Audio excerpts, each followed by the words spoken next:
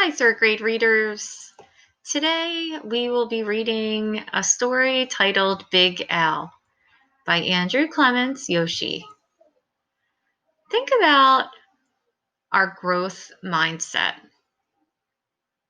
our achieving attitude, and our team expected behaviors. How does this story connect to those ideas we've been talking about over the past few days? Big Al.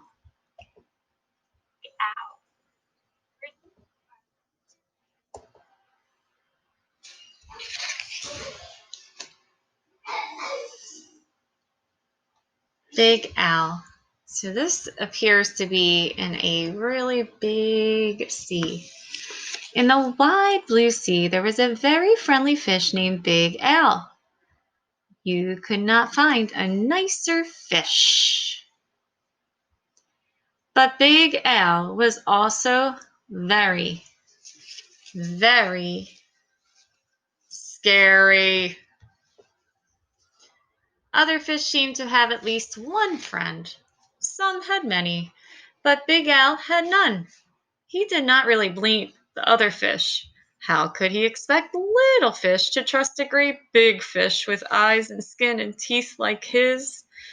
So Big Al was lonely and cried big salty tears into the big salty sea.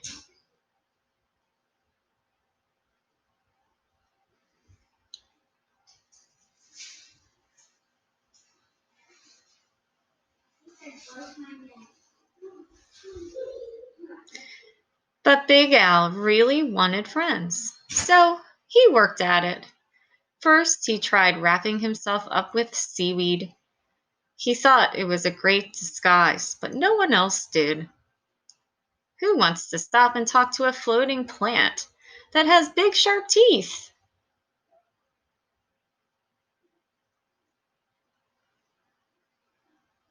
Then he thought that if he pulled himself up round, or puffed himself up round, the other fish would laugh and see how clever and silly he could be.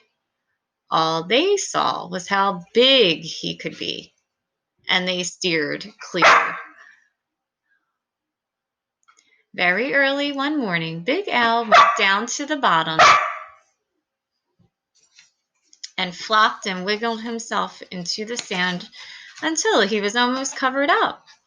He looked much smaller. When other fish came near, Big Al talked and joked with them and had a delightful time.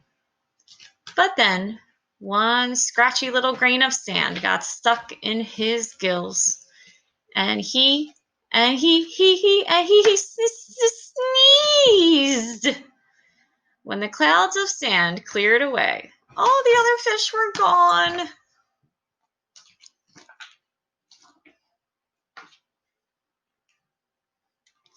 Big Al even changed his color one day so he could look like he belonged to a school of tiny fish passing by.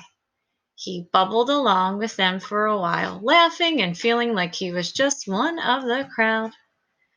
But he was so big and clumsy that when all the tiny fish darted to the left and then quickly back to the right, Big Al just plowed straight ahead. He went bumping and thumping right into the little fish before he could even say, "Excuse me." They were gone, and he was all alone again, sadder than ever.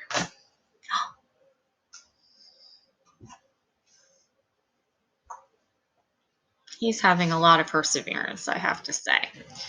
Just when Big Al was starting to be sure that he would never have a single friend, something happened. He was floating along, sadly watching some of the smaller fish, and was wishing they would come closer. As he watched, a net dropped down silently from above, and in an instant, they were caught.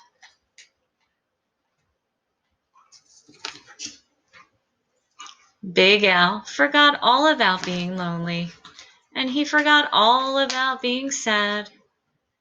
His eyes bulged out bigger and rounder than ever, and with a mighty flip of his tail, he opened his mouth and charged straight at the net. The net was strong, but Big Al was stronger. He ripped right through it, and all the little fish rushed out through the hole.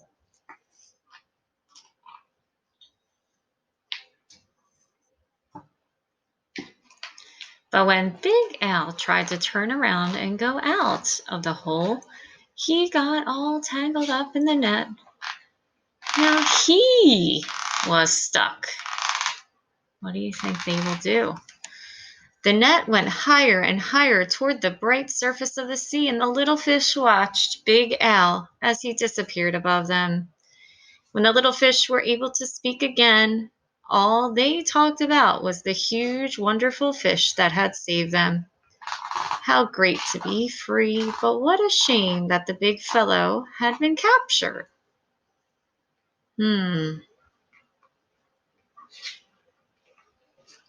Just then there was a tremendous crashing splash above them, and the small fish dashed away. Was it the net again? Not at all. It was Big Al. These fishermen took one look at him and threw him right back into the ocean.